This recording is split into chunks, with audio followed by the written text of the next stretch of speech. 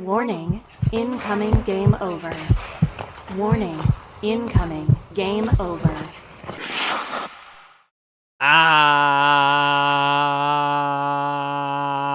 The Leafs lose again. Woo! All right, welcome into Game Over Toronto, where we are running out of ways to say that the Toronto Maple Leafs are a bad hockey team.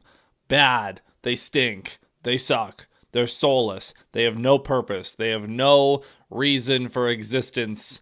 And they keep losing, and this is now 4 in a row that they've lost. This time, they at least have the courtesy to pick up a point against the LA Kings, although they didn't deserve it. They certainly didn't deserve it. This was, from the jump, a horrible game from the Leafs. Well, I shouldn't even say that. They were actually perfectly fine in the first period, but a very, very bad game once again by the Toronto Maple Leafs that we're going to talk about. I don't imagine this is going to be an incredibly long stream because, like I said, we're running out of talking points. We're running out of things to say with this team. So welcome in. My name is Zach Payne. I'm going to be your host for this evening's program as we once again recap a Toronto Maple Leafs loss at the hands of the LA Kings. If you're new here, be sure to hit like, be sure to hit subscribe. We are live after every single Toronto Maple Leafs game.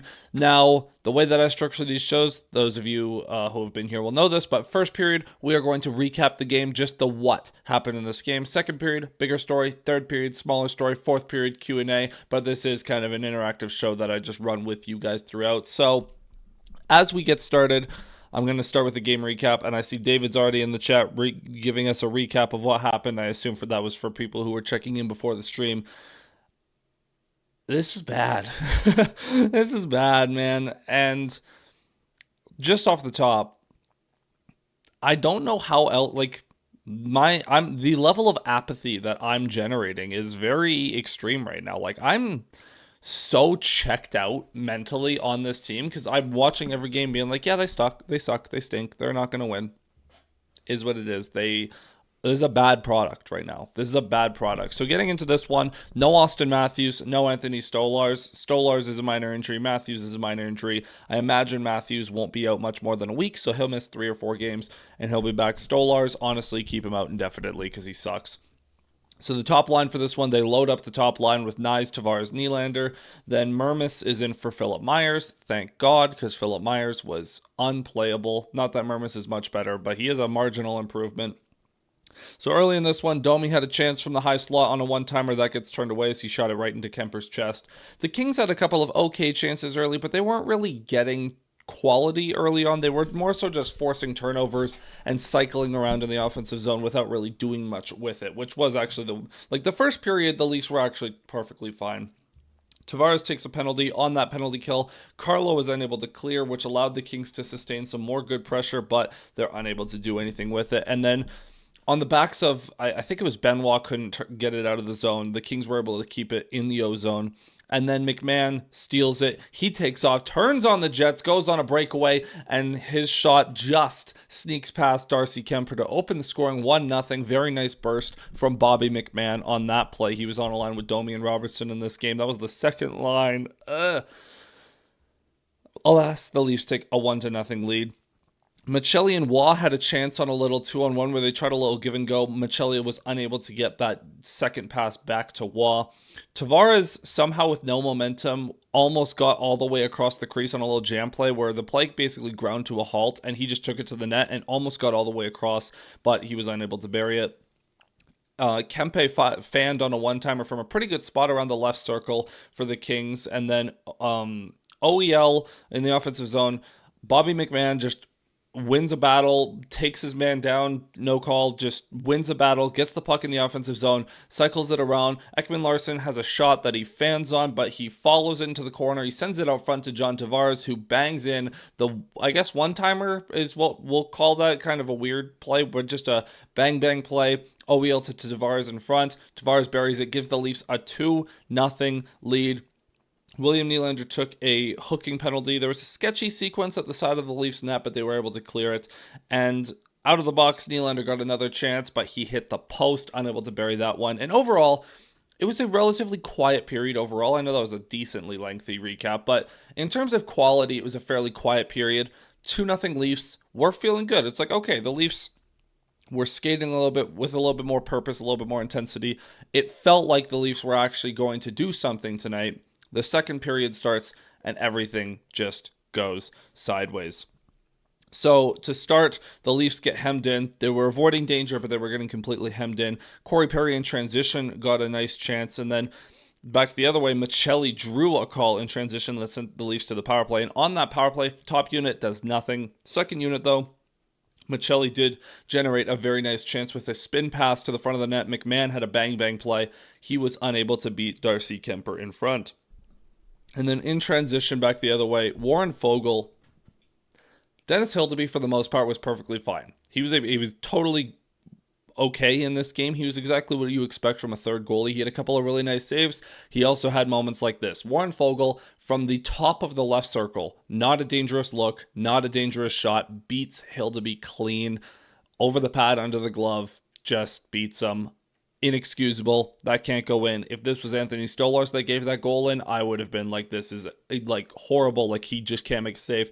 Hildeby, you don't expect him to be good, so it's not quite as disastrous, but that's an inexcusable goal for an NHL goalie to give up. Can't go in. And that drew the game to 2-1. Third line had a chance in transition where Waugh and Joshua had like a backdoor chance in front, unable to bury it. It like deflected off something and just fluttered over the net, unable to bury that. And then I noted it felt like the ice was tilting a lot more in LA's favor in the second period. And in terms of the shot attempts, that was certainly true, as the Kings had 24 shot attempts to the Leafs 9 in the second period.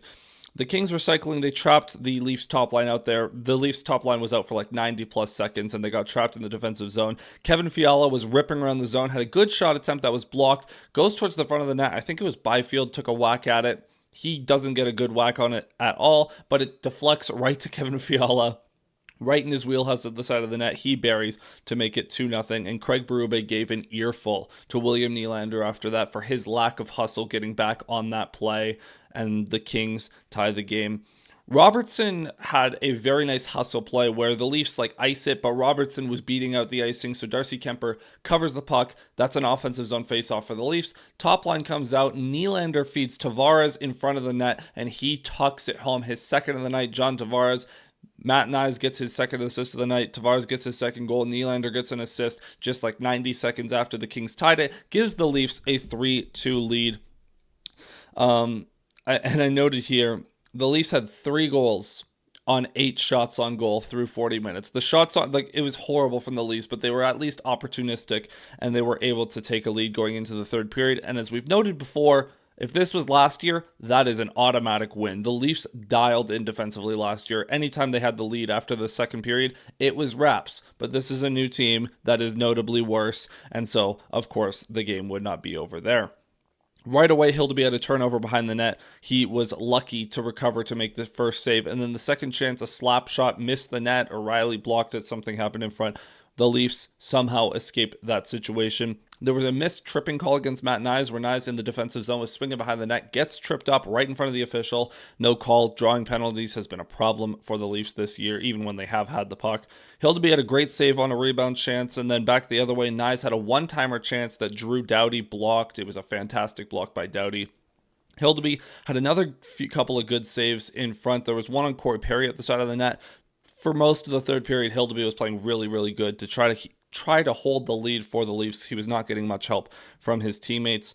A good offensive zone shift for the Kings. Corey Perry tries to make a jam play at the side of the net. He loses it, but it goes back to the point. Goes over to Brant Clark. He sends a shot on. It's deflected in front. I think it was LaFerriere on the deflection. Ties the game at 3 with under 7 minutes to go. And then as regulation was coming to an end, they almost get another one as LaFerriere just throws it towards the front of the net. It deflects off Jake McCabe's stick, and then Hildeby is forced to make a save, and then Kopitar gets a whack at it. I thought it was going to go 5-hole. Somehow Hildeby makes the save, gets the Leafs to overtime. In overtime, immediately, Kings on the offensive zone cycle. Doughty sends it to Byfield, who fires home a one-timer. Past Dennis Hildeby, Byfield was really good all night as well. And the Kings win 4-3. It was a truly horrible display from the Toronto Maple Leafs all night. They just suck. Man, they suck. And as I'm going to turn this over to our second period, there's not going to be a big story to talk about in this game aside from the fact that the Leafs suck. So just a reminder, hit like, hit subscribe to Game Over Toronto as I turn this over to our second period here. Well, I just want to say, fourth game in a row that they've lost, and this felt almost identical to the Hurricanes game on Sunday, where the Hurricanes ran the Leafs show. They dominated them all night. Wasn't quite as extreme, but it was still very dominant. So in this one, the LA Kings controlled 71.9% of the shot attempts in this game. 87 shot attempts to the Leafs 34. A 53 attempt difference. It was horrible. And then if you want to go one step further, high danger chances in this one. The Kings had 19 to the Leafs 11. Expected goals in this game. The Kings had 5.13 to the Leafs 1.92. 73% of the expected goals the Kings controlled. They dominated the Leafs in every facet of play. And I don't understand how I do understand how this keeps happening because the Leafs don't care. But it's just been horrible, and it's clear like the unfortunate thing is the Leafs are not. It would be one thing if the Leafs just didn't have the players that they had were just all horrible. We know that's not true. We know that Nick Waugh is not a bad player. He's consistently been a 35 to 40 point guy.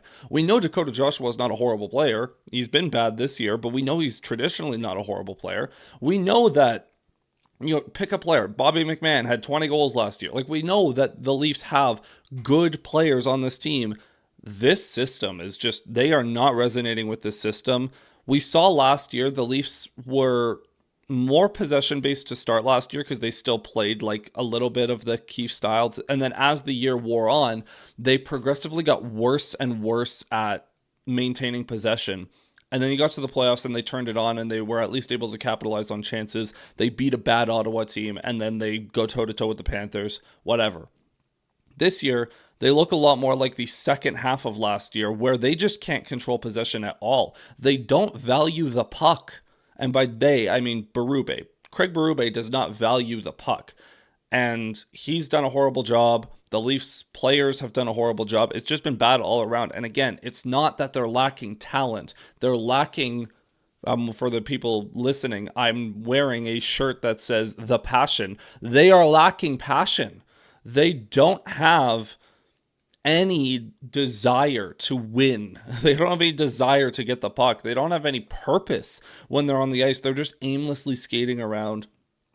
It's really disheartening to watch. And, time to make a change. Time to make a change, man. I don't care what the change is. Well, I do. And we're going to talk about that in the third segment because we have to talk about a couple of trade rumors that have been creeping up. Because, honestly, there's nothing else to talk about with this team. It's the exact same story as the past couple of games. Exact same. Luke checking in saying, remember last season when we had so many games that we won because the goalies kept bailing us out? Well, this is the universe where the goalies don't do that. Even last year, though, if you take last year's Leafs team with this year's goaltending, the Leafs would have a better record because they played with more purpose and more intensity, and they limited high danger chances at a better rate. And honestly, that was why some of the goals didn't go in, is because the goalies weren't asked to do nearly as difficult of a job last year. But also Stolarz stinks. So we'll see. We'll see what it looks like when Woll comes back and he's a guy that will give them a normal save but won't bail them out. We'll see what that looks like. Time to bring in drills and practice similar to what the police academies in Canadian, British, and Australian jurisdictions subject their cadets to. No, not in Canada. The police test in Canada, you only have to be able to do 20 push-ups and 20 sit-ups in a minute. And you have to be able to run a couple kilometers. You know what? It looks like the Leafs have only done the police academy test because their fitness level is not where it needs to be. They are always out of it seems like. The Leafs are just too easy to walk through. Time to change is now so little. I don't know. It feels like a prop team now. It feels like the Leafs are just aimless, man. I don't know how many more ways to say it. The players clearly don't like playing for this coach. The coach doesn't have a good system, and he's done a horrible job as well. And so you have the coach that doesn't care, or sorry, the coach that's implementing bad systems and not valuing the puck and messing them with the Lions and doing stupid things. You have a group of players who are clearly tuning the coach out and clearly don't like playing this style of hockey and are also not doing a good job of doing anything. You have a GM who assembled this team, hired the coach, and somehow those two things aren't connecting. Like how the fact that Tree Living, when he brought in Nick Waugh, for example, he was like, yeah, this is going to be a defensive matchup 3C that's going to free up Auston Matthews or the other stars for easier matchups. And Berube hasn't used Nick Waugh like that at all. First, even it's so funny. I was talking to Alex Drain, who writes for Maple Leaf Hot Stove the other day. There was no interview process when Craig Berube was hired. It was just, like, we knew, remember during that Boston series when Bissonnette leaked, he was like, oh, I'm going to leak you being the head coach, and Berube smiled. Like, Berube was hired like 5 months before Sheldon Keefe got fired. Tree Living was hired like 3 months before Dubas got fired. And somehow, even though Craig Berube was handpicked without an interview process, the GM and the coach are not on the same page. How does that happen? How? So now you have a GM who is 18 months into this new head coach, and he has to start considering, does he make a change? And now you have do you have to make a change with the players? Do you have to make a trade? Do you have to fire the coach and replace him? I don't know. But the Leafs organization is just so backwards. I don't understand why you didn't have a real interview process and you're so out of sync. That makes no sense. Kay from Game Over Montreal checking in. Hello, King. Please, please don't bully me, Kay. I'm already dying. I'm already dying out here. Please, I can't handle any more bullying from you. Pyro checking. I mean, heck, even then, you're just gonna breed resentment in the team, even if you make him do 100 push-ups. I mean, that goes back to the early days with Shanahan and how coddled the core players of this team were, and now that you can't even criticize them. Like the shot of Nylander on the bench, just kind of like being like, yeah, whatever. When Berube's yelling at him was funny. Granted, Nylander created a goal a minute later, so can't give him too much grief, but is what it is. 3 of the 4 goals were savable. Yeah. It's a third string goalie, man. That's what's going to happen. And Hildeby honestly did, like, the Fogle goal was unacceptable. The deflection goal, I give him a little bit of a pass on. The, what was the other one? The Fiala goal. Honestly, the goals that did go in, there's one really bad one. They were savable. At the same time, he made a couple of nice saves. He was all right. He was perfectly all right. GM Tree Living should start putting players the Leafs don't need permission to put on waivers and put such players on waivers. Messages have to be sent to that this team, as currently assembled, isn't performing acceptably. Exactly that. It's not acceptable. I'm not bullying you. I'm just trying to feel better about my team full of children who are so inconsistent you'd think they have no object performance. Are you talking about the 2019-20 Leafs? The ones that fired Mike Babcock? Memories. I will say it's really funny seeing the Habs turn into this young, skilled team that lights the world on fire in October and then comes back down to earth when the rest of the league starts to play their systems. Memories, man. Memories. Hopefully losing to Washington. Actually, and you lost to Washington the first year that these kids made the playoffs. I hope you don't play Boston this year, because you will lose in 7 and you'll be miserable. Parallels, man. Parallels. Okay, I'm going to turn this over to our third segment, where we are going to talk about a trade rumors, a trade rumor. I don't know. I'm going to talk about something because... yeah, I don't know, man. We're gonna talk. This is gonna be a shorter show because I'm running out of things to say. The Leafs are bad. They don't control. Like, we can hit all the talking points again. It is what it is. Consistency isn't always a good thing. The Leafs are consistently bad right now. Yep, they're consistently the second best team on the ice every single night. I'm just gonna check Twitter for a second. Anthony Petrielli saying it's obviously not the only. not only the coach's fault, but every single team that has played the Leafs is saying some semblance of this after the game. As the saying goes, you can't fire every player. They played like this last year too. Doesn't matter what roster he's had, it is what it is. That is in reference to Drew Doughty saying that the Kings dominated the game afterwards, which they did. And that's a fair observation. And honestly, Anthony, he's right. When every team says this after every game, the coach has a problem with his system. Your system is empowering the other team to dominate the game. Plain and simple. Can't have it. From Kevin Papetti, the Leafs are paying their goaltending tandem around $6 million. They're spending more than just about any team on forwards and defense. They've also used Minton, Grabenkin, and 2 firsts to upgrade at those positions. It's crazy that they're getting caved in night after night. Cheap goalies, and they still stink everywhere. Berube saying, I thought we sat back a little too much. Well, they don't want the puck, so what do you want them to do? You tell these guys to rim it off the glass and out every single time. And so, yeah, you're not going to have the puck ever. Scott Wheeler saying the Leafs have to be near the top of the worst watch power rankings right now. Yeah, it's just not. And that's the other thing, too. And we talked about this one of the last 3 shows where the Leafs, it would be one thing if the Leafs were bad, and they are. But it's another that they're bad and boring. Right? So when you're also boring when you're bad, it just adds a whole other layer of misery to this whole experience. Matthew saying Nicky Bobby was close to having 2 breakaway. Yeah, Robertson's hustle continues to be a bright spot on this team. Continues to be a bright spot. Bring back Kessel, Lupul, and Clarkson. Well, maybe not Clarkson.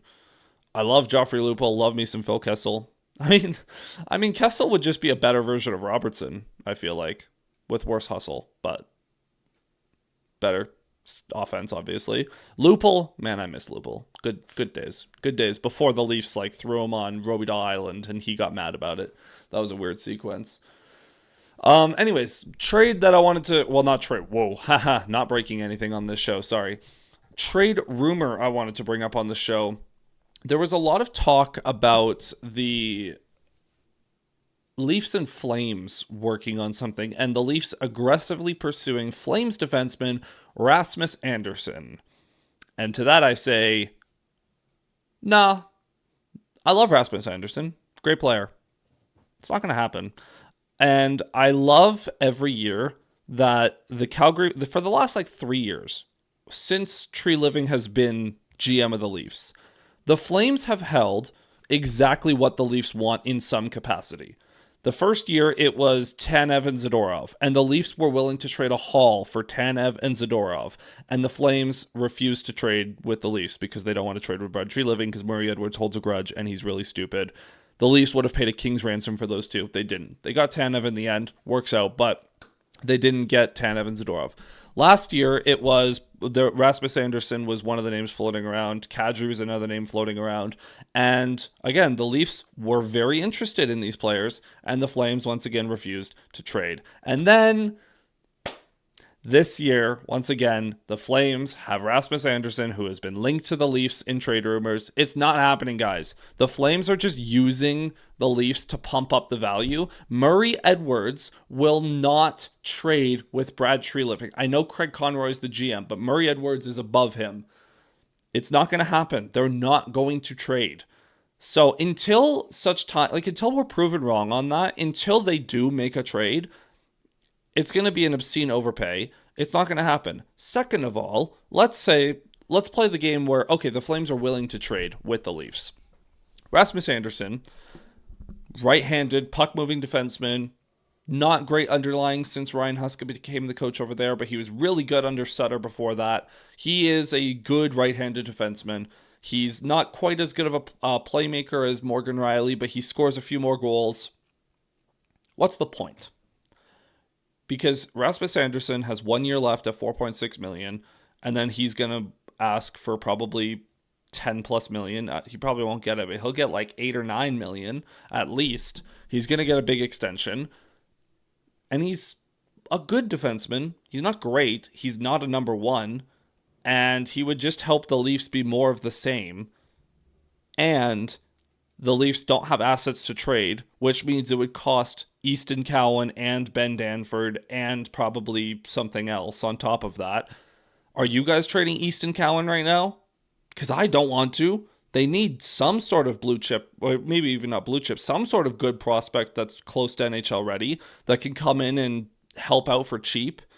And Ben Danford looks like he could develop into a potential, well, he'll be an NHL defenseman. Whether or not he's a top four is a different conversation. I don't want to trade prospects for a rental is inexcusable, but for a guy like Anderson who needs a big extension as well, man, I'm good. I'm good. I'm really okay. Thanks. Now, a trade probably does need to be made in some capacity. David Kampf is no longer with the team. That whole saga finally ended with Kampf getting his contract terminated, or he's going to be terminated. Calle Jarnkrok might still get traded. I don't know. They got to trade some of the depth guys. We'll see, though. Can you imagine if Robertson goes from asking for a trade because he couldn't make the lineup to asking for a trade because he is too good to be stuck there? Free Nick Robertson. Do we have to start that movement? Free Nick Robertson. Aren't Flames a poison source for Leafs? Having a lot of Calgary-Toronto trades not worked out. Well, they don't really trade. They almost traded Kadri to Calgary for TJ Brody back in the day, but then Kadri nixed that trade, and they eventually traded him to Colorado, where he went and won a cup, and then signed with Calgary after. So Kadri, it wasn't about Calgary. He just wanted to stay in Toronto. But yeah, not a lot of substance with those trades. I mean, you have to go back to like the Phaneuf trade, honestly. What the Leafs should do is offer to trade players currently on the NHL team with other NHL. Yeah, they need to get some of these depth guys out. They have too many depth guys. It sucks. I don't know if the player fits the profile, but Tuck and Byram of Buffalo. Byram, I was interested in the offseason if they were going to move off Morgan Riley as kind of a Riley replacement. Tuck, I would love. I would love Alex Tuck. It's going to cost so much, but I would love Alex Tuck. Trade a prospect for Joe Veleno. Okay. All right, pal. Let's see. Who can I... Well, Colorado's not going to trade anyone. Who would Montreal trade? Give me... Who would even fix the Leafs from Montreal? I don't think any... Like, the thing is, all of Montreal's players would just fit into what the Leafs already are. So that doesn't really help.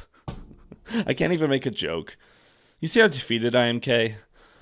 I can't even make jokes about the Habs right now. The Leafs are... I'm dead inside. My soul is being dragged into the depths of Tartarus by this stupid team. Pick any player you like and say the Leafs get them for future considerations. How much does it fix? Do you really think they're one player away? I mean, getting Alex Tuck or Jordan Kyrou in here that would help. It'd push the needle because they're very good players. They're not one player away. The problem with the Leafs isn't that they're one player away or that they're a trade away. A trade would help. The truth is they need a mentality shift. I don't care if that mentality shift comes from inside the room, which it won't, or if it comes from a trade, or if it comes from a coach being fired. The Leafs need a mentality shift. They need a mentality overhaul. They need a culture overhaul. They need something. They need a swift kick in the ass is what they need. They actually, you know what? The Leafs, we talked about the police academy. They need like old school World War II style military training. You guys know Band of Brothers? Band of Brothers, right? We need that style of military training. That's what we need. Like, run the hill. You so much as take one step out of line, you're running again. I don't care. They need to be put in boot camp. They need boot camp. Trade proposals are fun. Yes, they are. And honestly, this will get us through this whole show. Mentioned Dougie Hamilton earlier. Might cost a bit and some injury worry, but he's one of the main guys that's got to come off New Jersey's books soon. Dougie Hamilton's a good player. I'd have time to consider that. Don't think the Leafs have the assets realistically to make that happen. Because I don't want to trade. I don't want to trade Cowan. You could trade Danford, but depends what the contract looks like. And like you said, Hamilton has some injury issues. Going for Byram in Buffalo was a good thought. Well, it seemed like a good thought. I'm still convinced. And one day I hope this theory gets tested. if you took a panel of 10, or no, it has to be an odd number. If you took a panel of like 11 of us, 11 of like 11 diehard Leaf fans or 11 diehard sports fans, I wonder what the actual difference would be in them versus an NHL GM in terms of assembling a championship caliber team. Because I bet you the gap is a lot smaller than you think. The contracts negotiations and stuff is when where that could get hairy. But in terms of just like identifying players to go for and target, I bet you it wouldn't be that different. Yeah, they also need a winning culture and something to fall in love with and something to punch the... Yeah, they need something. They need something to fight for. Honestly, go... I can't... I forgot. See, I forgot I was on the internet. I was about to say something truly heinous, but do... You guys watch movies, you watch TV shows, you watch, like... You can picture where I'm going with these guys need proper motivation. They need proper motivation. That's what they need. There are loads of trade proposals floating around. Yeah, there's lots. And I'm very curious to see what's going to happen. I'll read some quotes in a second. But yeah. You trade Callan when you're going all in. Anyone who suggests that is smoking too much copium. Well, and let me clarify.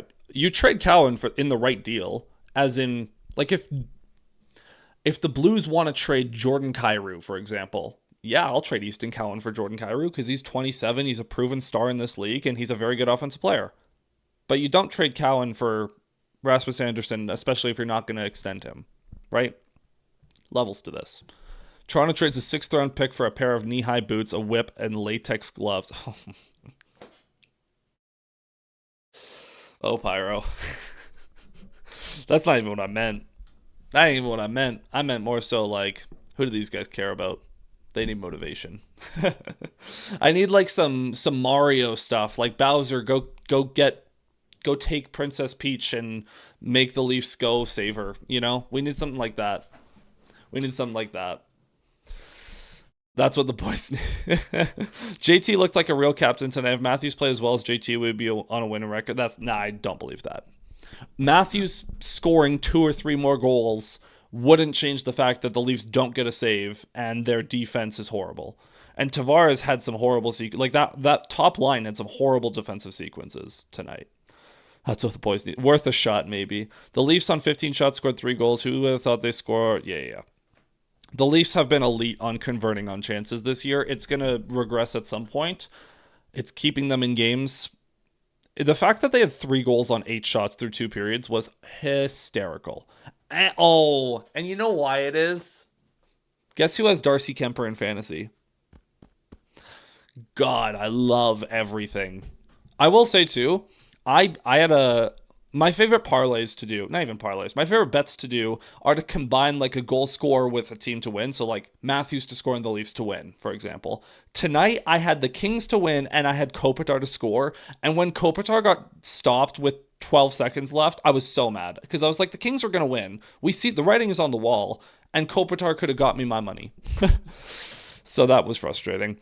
With that being said, I'm going to turn this over to our 4th and final segment. We got 10 of you in here. Be sure to hit like and subscribe to Game Over Toronto. And at this point of the show, this is where we invite your questions. So if you have any Leafs-related questions, if you have any hockey-related questions in general, if you have any existential questions that I can try to answer while the Leafs take my soul, this would be the time to ask those questions as we get towards the final leg of the show. And while you guys do that, I am just going to read some of the quotes coming out from the Leafs. There isn't much. John Tavares on Dennis Hildeby. He was our best player, no doubt. He was tremendous. He was all right. Tavares, we've got to work our way through it. Things are only getting tougher and tougher in the division, within the league. We just got to stay at it and know that we got a lot better in our game, a lot better individually, but the urgency has to be high. That's the most John Tavares quote of all time. That's the most John Tavares quote ever. From Berube, panic is never going to help, but there's a level of urgency for sure. It's been there for a bit, but not going to panic. That doesn't help anything or anybody. Craig Berube is going to sit there, stare me in the eyes, and say, the level of urgency has been there for a bit? Where? Where? That is complete BS. Don't gaslight me, Berube. Don't gaslight me. Oh man. That's.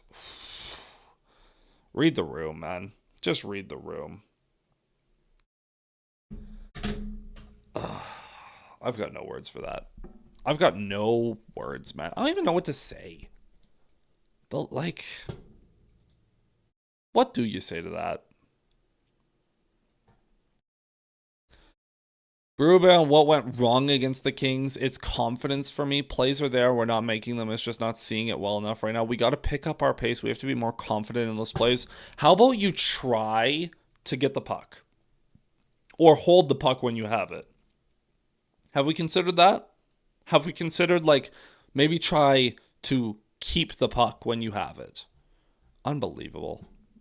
I'm turning off Twitter. I can't deal with Berube right now. I can't. Where would you put Cowan? In the lineup. In the lineup. Sammy Blais played 4 minutes tonight. 4 minutes. Tell me Cowan is not better. And Blais been perfectly fine when he plays. But if Berube is not going to play him, put Cowan in the lineup. Why not? I certainly would rather Cowan over Domi. Or, at this point, Joshua. Or Yarncroke. Cowan tries, and when he's been on the ice, the Leafs have had positive results. Whether or not that's because he's been sheltered, I don't care. Put him in the lineup. You can't just trade for goons. Toronto tried that, and it's not really fixed the problems either. Well, there was the year that the Leafs had Wayne Simmons and Kyle Clifford, and it doesn't work because they suck at hockey. There's very few players that's why guys like the Kachucks or Tom Wilson are so valuable, because to be a goon and actually be a useful, good player is so rare. It's so rare. Do you play Hildeby on Saturday? Does Akhtiamov back up? I hope so.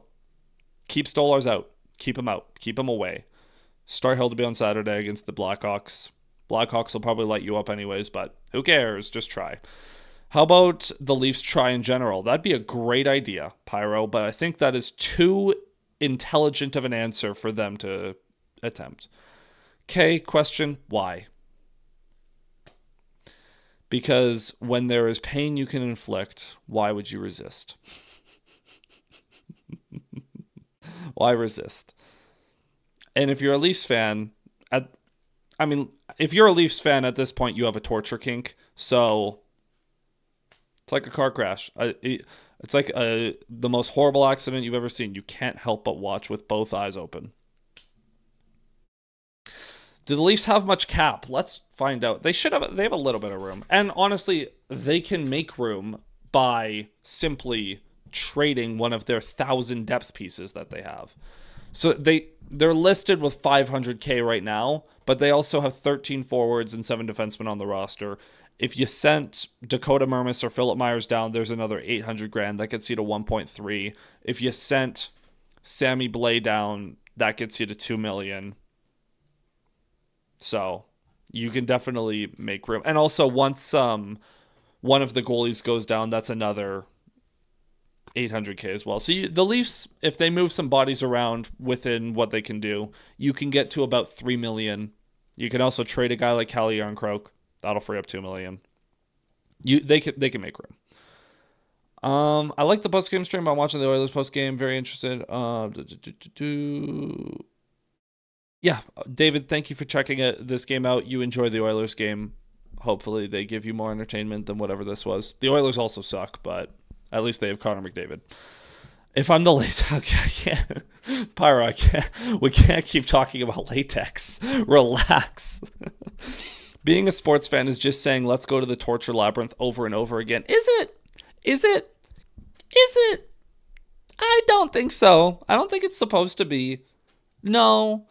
Like Colorado fans, yeah, sure, you get to deal with losing in the playoffs a decent amount, but you also get entertaining regular season hockey night in, night out because you have Nathan McKinnon and Cale Makar, among other guys. And you are money in the bank for a certain amount of wins and whatever, and entertainment. Hell, other sports. I'm a Detroit Lions fan. Sure, they were a torture labyrinth for a long time. They haven't been recently. Good teams are not supposed to torture you. What do you think of Yarncroke tonight? Looks like Berube doesn't like him anymore. Yarncroke's a perfectly fine player. And yeah, Berube doesn't seem to value him. So someone is going to get a really solid player for $2.1 million for the rest of this year. And honestly, if I'm the Blackhawks, Yarncroke doesn't leave Chicago on Saturday. I would 100%, if I'm the Blackhawks, throw a pick at the Leafs for Calle Yarncroke and just get another useful player that could be a top 9 forward for them, help on the PK, because Chicago's looking to take at least a little bit of a step. Which fans are more depressed than us right now? Buffalo, maybe. Buffalo, definitely. Vancouver, maybe. Who else? Buffalo ain't got expectations. Toronto does. Yeah, but Buffalo, there's a certain point when you're bad for so long that also is a factor. Vancouver's a good shout. Yeah. Who else around the league has been like... I mean, to be fair, the Kings losing to Edmonton every year, that sounds horrible.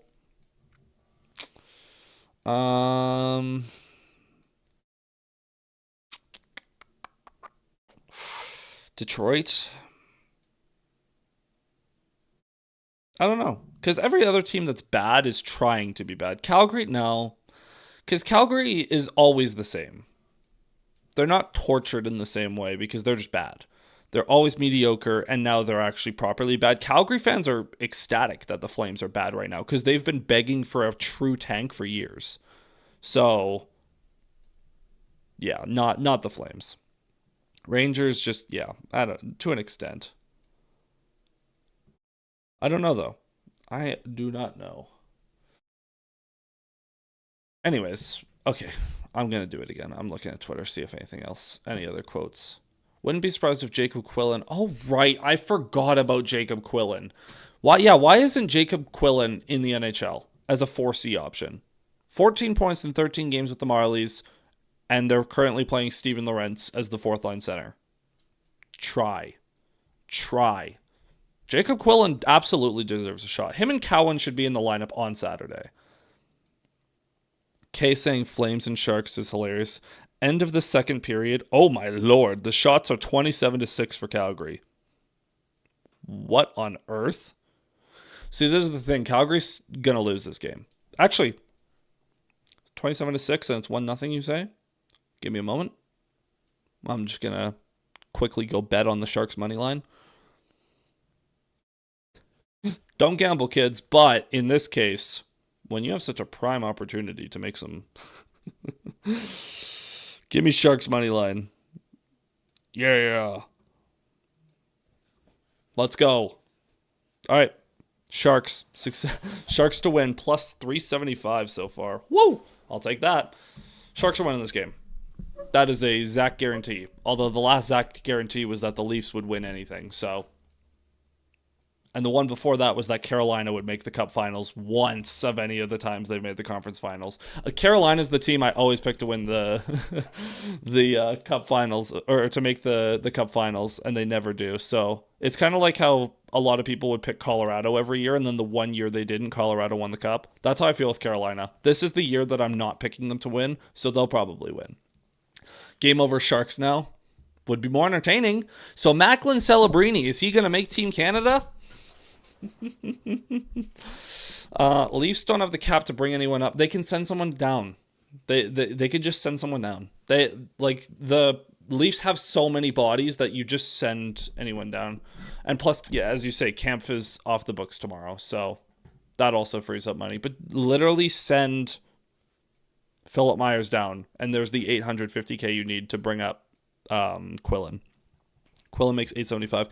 Luke Hames will also be worth a shot at some point. So yeah, we'll see. I wonder how quickly David Kampf is going to be signed by someone else. Would you take Celebrini or Bedard to the Olympics right now? Ooh. We had this conversation the other night, and I still don't know the answer. I think it depends how they each perform. Because Bedard Bedard's scoring at like 125-point pace right now. Bedard's scoring at about actually here. I gotta see what Celebrini's scoring at. Because I looked this up the other night. Bedard is scoring at about a 48 goal pace and 125-point pace. What is Celebrini on right now? Celebrini is on... Quick maths. Same goal pace. And same point. Okay, why are they on pace for the exact same... See, do they have the exact same stats? They have the exact same stats. Okay, well, thanks, guys, for being identical.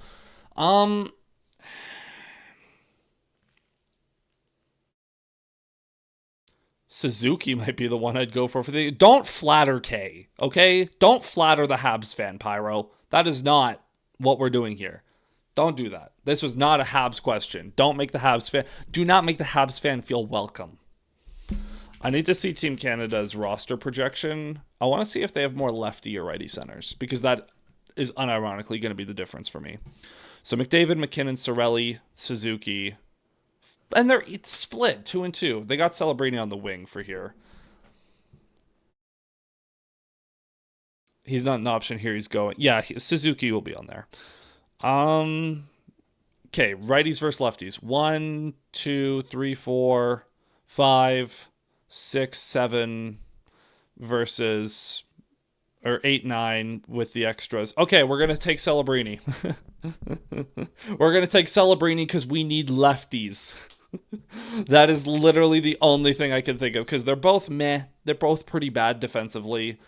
They both can play center. They're both scoring at the exact same pace, both goals and assists.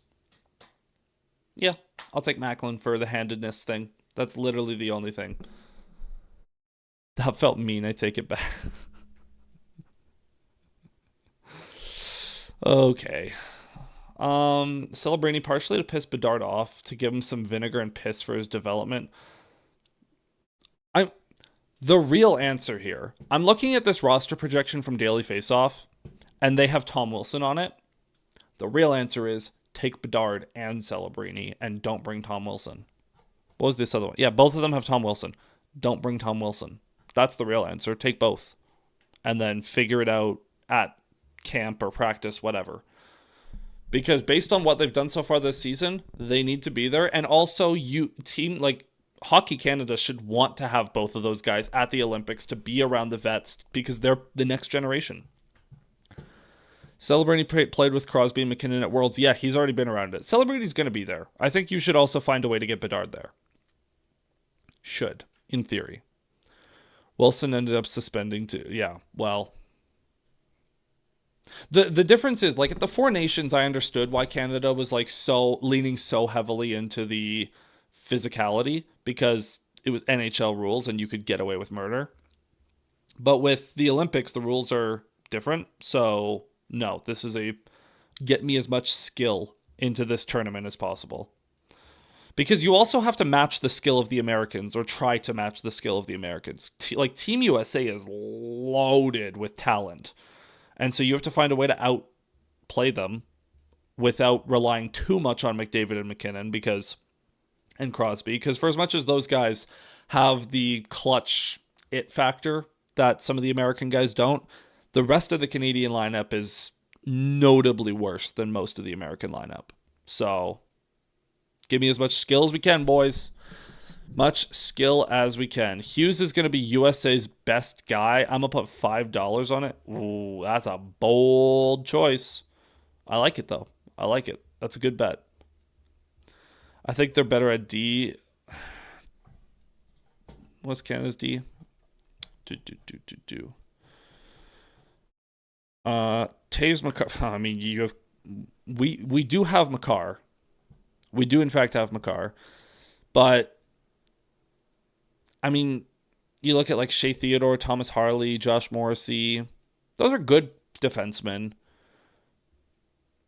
Quinn Hughes, we'll say, for the sake of argument, we'll say that Cale Makar is a little better than Quinn Hughes, but Quinn Hughes is also very clearly the second best defender in that matchup. This is where I'm blanking and I need to remember. what the stupid lineup is. They have on defense. They also have Werenski, McAvoy, Sanderson, Slave. Yeah, I'm taking USA's defense over Canada's every day of the week. Canada has the best defenseman between the two teams, but 2 through 6, I'm taking the US. And in net, I'm not a traitor. I'm just being objective. Relax. I didn't say they would win. Hey, if I say that Goliath is the favorite to win the fight against David, that doesn't make me a traitor. That makes me logical. That doesn't mean David's not going to win. Not that the difference is that extreme, but relax. Who do you have in net for Canada? Let's be honest. It's going to be Binnington, and then Logan Thompson, and then who cares? I've seen, like, there's projections that have both Thompson and Hill going. That's not going to happen because Logan Thompson and Aiden Hill hate each other. Oh, that's not public, is it? I shouldn't say that, maybe. That's not public information. Well, there you go. Logan Thompson and Aiden Hill don't like each other, so they're not going to be on the team together. Scott Wedgwood, sure. Mackenzie Blackwood, sure. But Thompson probably has to be there, and Binnington's going to be the starter. But yeah. Well, I don't know how heavily reported it is. I don't exactly pay attention to the depths of Vegas or Washington reporting. I just know a guy that works at Caps TV that's like, yeah, Logan Thompson hates Aiden Hill. Regardless, that is going to... I think that's where we're going to wind this down. Is there anything else we have to talk about? I don't think so. There's no other Leaf stuff because the Leafs suck. Just one last glance at Twitter. No, that's probably it. We should all gossip more? Okay, about what? What would you like to talk about? How the Habs got absolutely destroyed. Actually, what was the final score of that? Oh my lord. Whoa. Yeah. How the Habs got absolutely destroyed tonight. We could talk about that. I'd be happy to. It's all over but the crying. I'm not even crying, man. I'm just apathetic. I don't care. In general, I wasn't coming after you. You can't hurt me anyways. You can't hurt me. Do what Harold Ballard wanted to. Do not do what Harold Ballard. Never view what Harold Ballard did as a way to live. A way to live, a way to manage a team. Basically, the way you live your life should be, what did Harold Ballard do? I'm going to do the opposite. That guy was a horrible person. Horrible person. I wish I was apathetic. Years of training, my friend. Years of training and not training. Years of pain have calcified, and all that's left is nothing. At this point, this Leafs era is just a statue of nothing. What kind of idiot lives in Australia, decides hockey is the best sport, and voluntarily chooses to cheer for the Leafs? Apparently you, my friend. Do you think Anaheim will make the playoffs above a wild card? Ooh, above a wild card, maybe. I will say, and actually, Kay, you'll remember this from our season opener show. I picked the Ducks to make the playoffs, and man, was I cooking with that take, because they look unbelievable. Leo Carlsson looks like a legit superstar. Are the Ducks playing tonight? No, but they are. Where are they in the standings? They're first in the Pacific so far. I mean, okay, let's say Edmonton or LA win the division. Vegas, we expect to be in there, although Vegas is kind of falling off. Noticing. Hey, how funny would it be if Vegas also missed the playoffs? I'm a hater. Let me be a hater. You didn't. I thought you were insane. Ha. Who's crazy now? Yeah, hashtag noticing. The Vegas fall off is crazy. If Vegas, I'm gonna push narratives. If Vegas miss, I need the Leafs to get it together because the idea that the Leafs could make the playoffs and Vegas could miss, that won't happen, of course. But Anaheim and San Jose in the future is gonna be awesome. Oh, dude, those like Anaheim and San Jose when they were good, legendary matchups, like the Getzlaff and Perry versus Marlowe and Thornton, and you had guys like Ryan Kessler, and then we found out recently that Ryan Kessler is really not a good person. That was a crazy story, by the way. Crazy story. How do we get here? Oh yeah, Anaheim and San Jose. I would love to see that matchup. Can that happen? Or the Sharks are still a year or two away. Where are the Sharks right now? They are better than the Leafs, but that bar is underground, so not hard to walk over that. Ooh, it'd be a fun one? Chicago and Anaheim this year. That'd be cool. That's not going to happen either, though. Because Anaheim would have to win the division, and that won't happen. Anaheim, Edmonton? Just so that we don't have to watch LA lose again? Can Lucas Dostal steal a series? Zach's Joker arc? I can't be the Joker. I don't care enough. The passion levels are draining. Other than the Leafs, Colorado's my second pick for the Cup. There's no shot you're still picking the Leafs for the Cup. No shot. I get like it's out of loyalty, but come on. Come on.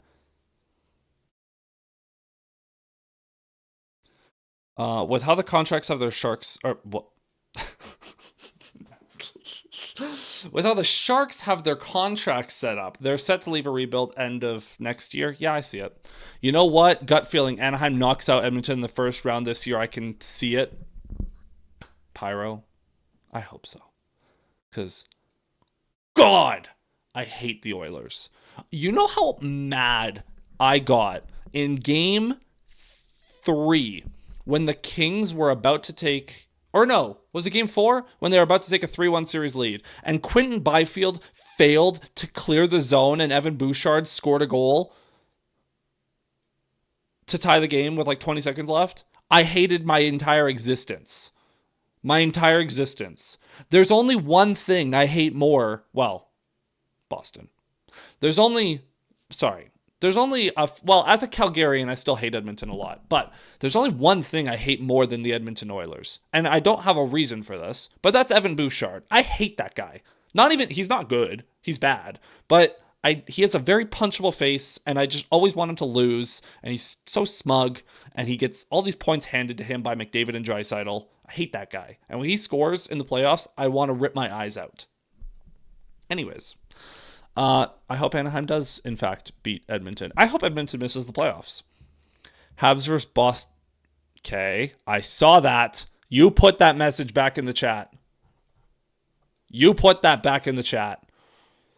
I remember a time period when Bouchard was considered up there with Werenski and Hughes. Yeah, get out of here. Habs versus Boston on Saturday. Who do you want to win? I want Bane to blow up the stadium. Maybe that's the villain I'll be. I'll be Bane and just blow things up. I might need to put on a few pounds in order to do that, though. I got the day wrong. I'm not a coward. I thought you were. I put $40 on Anaheim ticket. Okay, this is not wait, you bet however much you want. This is not a gambling. I cannot. I mean, good job, though. I would do that, too. But no, to give you a real answer, Kay, I will always cheer against Boston. So you guys can have that one. And also, well, I want Boston to make the playoffs, though, because I want the Leafs to make the playoffs and play Boston. I always want... You know how addicted to pain and torture and suffering I am? You ask me every year, who do you want the Leafs to play in the playoffs? I will always say Boston. Because I need to beat Boston just once, for my soul to be cleansed of all this hatred and darkness and emptiness, but not cleansed of that. Refill my soul with purpose with a defeat of the Bruins in the playoffs. That's what I want. And honestly, like I've always maintained this, the Leafs going on a deep run would never feel right unless it involved beating Boston. Although beating Florida last year and beating Marchand would have counted in my book. We need a win, please. Ivan Demidov's center just broke his entire lower body. Oh no. Well, you needed a new center anyways, so go get one. What happened though? Newhook is his center, right? I assume is who you mean. It wasn't Doc again, was it? That guy can't have any more leg injuries, lower body injuries. But what happened? Like bad? No, is it Doc or Newhook? Yes, Newhook. What happened? How broken is his lower body? Because as a football fan, I hear lower body and I'm like ACL, and I assume it's not that because it's a lot harder to tear your ACL in hockey than it is in football. Which, by the way, Thursday Night Football's on, and it's the only thing giving me anything. It's so bad. That's not an answer. What happened? Knee or ankle, I think. Oh, well, I guess it's also hard because the NHL never discloses anything about the injuries. Yeah, go Patriots. I'm not a Patriots fan. I just have the Patriots defense and Drake May in fantasy. So let's go. Boom. Let's go, boys. Do you think Kampf goes to Montreal? I mean, sure. He can. I wouldn't care if he did. I don't really care where David Kampf goes because he should be in the NHL. But who needs actually, Kay, you can answer this as the Habs expert here. Do the Habs have need for a defensive-minded 4C that will provide zero offense but also will not get scored on? Like just a net neutral fourth-line center. Do you have use for that? If not them, then possibly... I don't even know. I remember when I first got into hockey and they were talking about Kampf as the Leafs' next big guy. Who on earth told you that David Kampf was going to be the next big guy? You were lied to. Someone was gaslighting you. Now I know someone who peddles some Kampf propaganda. That's psychotic. I'd take anyone over Valeno. Face-off wins now, please. I just remember watching a guy on TSN or Leafsnet absolutely glazing over him. It's not even Leafsnet, dude. You know what's funny is Sportsnet. Sportsnet is so stupid because they are so scared of appearing biased towards the Leafs that they only talk negatively about the Leafs. The problem with that is they talk negatively about the Leafs so much that everyone that is not a Leafs fan still calls it Leafsnet. But also Leaf fans are like, this is stupid. You guys are terrible Leafs coverage. And so they're just bad. Just plain bad. TSN, at least, like with the regional broadcast, Mike Johnson leans into the fact that this is a Leafs broadcast. And no one complains. It's like, yeah, we have a good 4C, but I bet he's going up to 3C, so we'll need a 4C. Can he play on the wing? Not really. Like, anyone can play on the wing because wing is the easiest position to play, but Kampf is a center. He's good. He's good on the he's good in the dot. He's good on the PK. He's super bad once you cross center ice, but the goal shouldn't. If you have David Kampf on a line, the goal should not be offense. He can he had 1 year I think where he scored 10 goals with the Blackhawks. He also randomly scored 2 goals in 3 games against Tampa in the playoffs in 22. Randomly. And if you're ever up 6 or 7 goals, then he will try a lacrosse move. He randomly, he scores 5 goals a year, and they're always nice for no reason. He randomly busts out the craziest moves.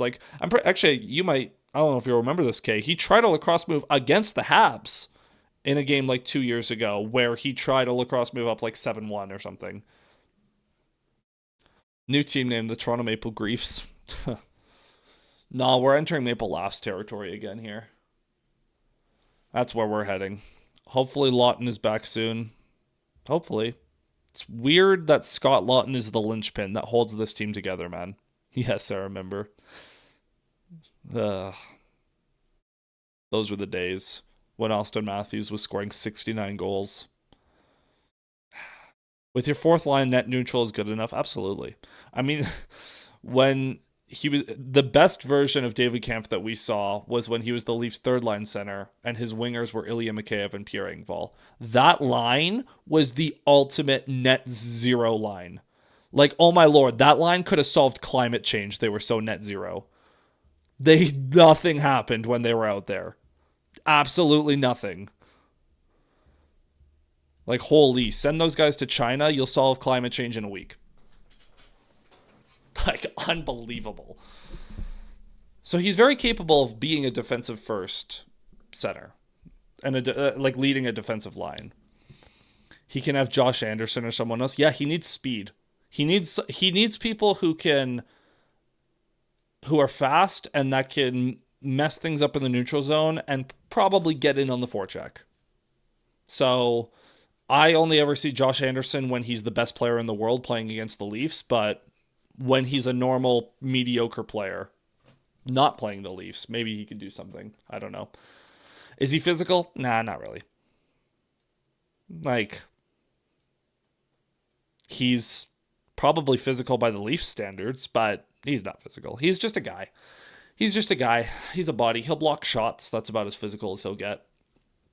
There's something very nostalgic about the old Leafs bottom six. Not really, man. They were bad.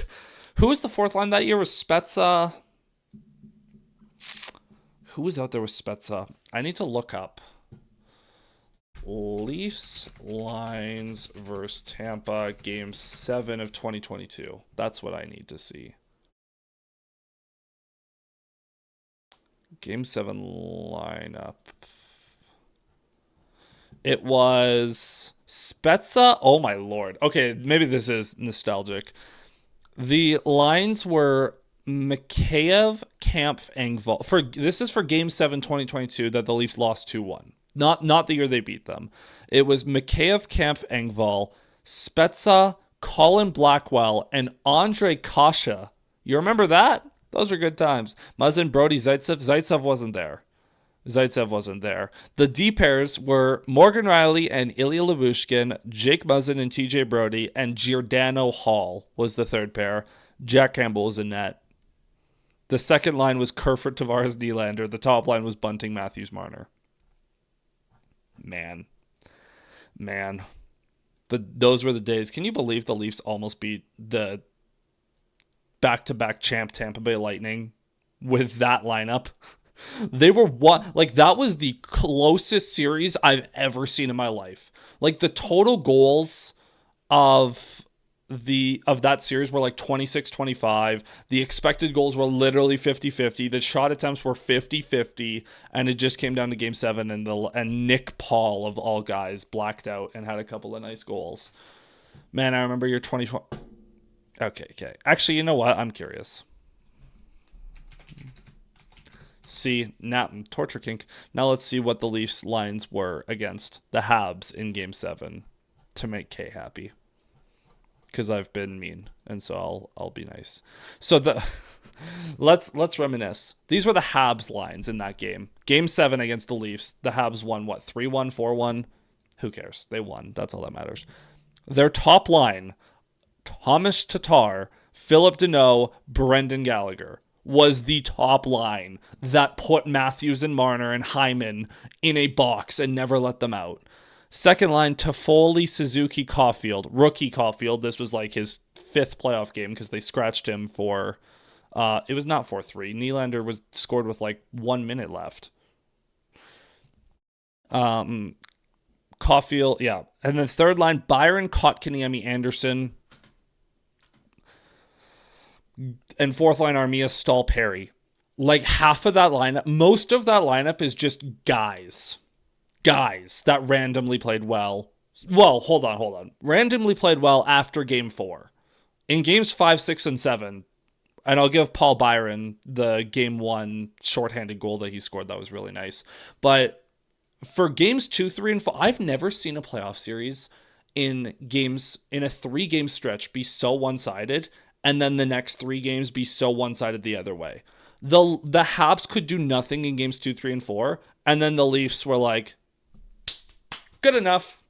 And then the Habs changed how they played, and they couldn't do anything. Edmondson was a top-pairing defenseman for the Habs in that series, and I remember him cross-checking, him and Ben Sherratt cross-checking Wayne Simmons in the face. Petrie, Weber, Eric Gustafson, Brett Kulak. Oh, my Lord, man. Anyways, the Leafs, oh, God. The Leafs lines in this game. First line, Hyman, Matthews, Marner. They did nothing in this series. Second line, so remember, John Tavares was out with the concussion. The second line in Game 7 of this series, Alex Galchenyuk, Alex Kerfoot, and William Nylander. That hurts my soul to read. Third line, Mikheyev, Engvall, and Simmons. Fourth line, Thornton, Foligno, and Spezza. I've got to be the only person on earth that hates Joe Thornton. And that year, I was so miserable. Defense, Riley, Brody. Dermott Hall was the second pair. Sandine Bogosian was the third pair. Horrible. And Jack Campbell was the starter. The scratches for this game are even funnier. The extras that the Leafs had in this game, these are some names, man. David Riddick, Martin Marinson, Dennis Malgin, Ben Hutton, Riley Nash, and Adam Brooks. What a blast from the past, man. What a blast from the past. Remember when Jack Campbell was goated for like 2 weeks? Edmondson and Webbs and Sherratt, oh, your guys were getting their backs broken by all those cross-checks. Hey, guess how many they called for penalties? I'm going to guess it was 0. And that was the series that made me realize that the Leafs need to start being the dirtiest team. Galchenyuk with that beautiful pass as a Leaf to the Habs in overtime. In Game 5, after the Leafs erased a 3-0 lead. They probably should have won the series right there, and Galchenyuk decided that Cole Caulfield was the best option to pass to. How can you hate Santa Claus? I don't know. I just always hated Thornton when he was on the Sharks for whatever reason. I don't have a reason. It's not rational. I just never liked him, and when the Leafs signed him, I hated it, and I hated him that whole year. I hated when he was on the top line. It was horrible. It was a horrible experience for me. The Marner puck over the glass penalty is a classic, and that was the moment that everyone was like, oh, this guy's a choker. Matthews too. Like, that series really pushed into overdrive that the Leafs were chokers. But that was when the Marner conversation really... Like, after 2021, that was the time to trade someone. And at the time, it would have been Nylander that they traded. And they never did. They never did. They doubled down. Tripled down by that point. It was something, man. It was something. Oh, well. I can't believe we have 2 playoff series to hold over. We won the first round twice. Woo! I really do think that was the year they could have done something big. Oh, because, trade-wise. Oh, I thought you meant in the playoffs. Because the Leafs, we can be perfectly honest. The Winnipeg Jets were never going to win a game in the second round that year. It didn't matter if it was the Habs or the Leafs. Both of them, the Habs did run them over. The Leafs also would have run the Jets over. I think Vegas would have given the Leafs more trouble than the Habs, than they gave the Habs, and obviously the Habs beat them. But the Leafs also were a better matchup for Tampa, so I don't know. Like, I think Vegas would have been a harder out for the Leafs. But if the Leafs had played Tampa, I think the Leafs could have at least... Well, I mean, we saw the next 2 years after that how competitive those series against the Lightning were. Because the Leafs always played the Lightning good, so... Tampa was a wagon. Tampa made the Cup Finals in 22, and the Leafs were... That was the closest series I'd ever seen in my life. Like, the Leafs... I'm not saying the Leafs would have won. The Leafs would have done a lot better than barely winning one game that finals. But I digress. Kucherov, my beloved. Does anyone actually like Nikita Kucherov? Like, does anyone actually like him? He's really good. I respect him. I respect his talent. And honestly, I kind of respect that he's a lunatic. That being said, guy is a menace. Also, the Lightning are the biggest crybabies of all time. I hate them. I might hate... Well, they're below Florida and Boston because Florida and Boston just, like, are dirty. But the Lightning just cry. Nate Mack, the super lunatic. Well, yeah, but McKinnon is never going to beam anyone headfirst into the boards. So I've seen Kovalchuk get more love than Kucherov, and Datsuk. Well, Datsuk's one of the most beloved players ever. Everyone who doesn't like Datsuk? Maybe Pens fans, maybe Blackhawks fans, maybe Wild fans, maybe, or something like that. I don't know, but yeah, Kovalchuk definitely got more love than. Lightning fans probably love Kucherov, but yeah. Stamkos whined so much to the refs. I will never forget Game 7, 2022, when the Justin Hall interference on the Tavares goal that they weren't going to call. They never call. Even though it is a penalty, it's Game 7 of the playoffs. Like, you never call that.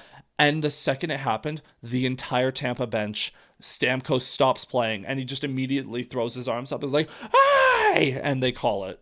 They wait like 3 seconds to call it, but they call it. And John Cooper, the best lawyer in the league. He works the refs so well, especially in the media.